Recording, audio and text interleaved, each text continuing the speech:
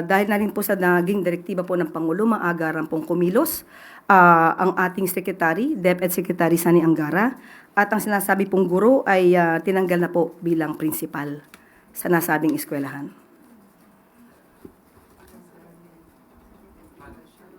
Follow-up question, DepEd.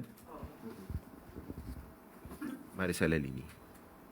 So, ma'am, tinanggal as in Hindi na- removed, hindi na As siya pwedeng principal, from the as school. principal, pero lisensyado pa rin po ba siya?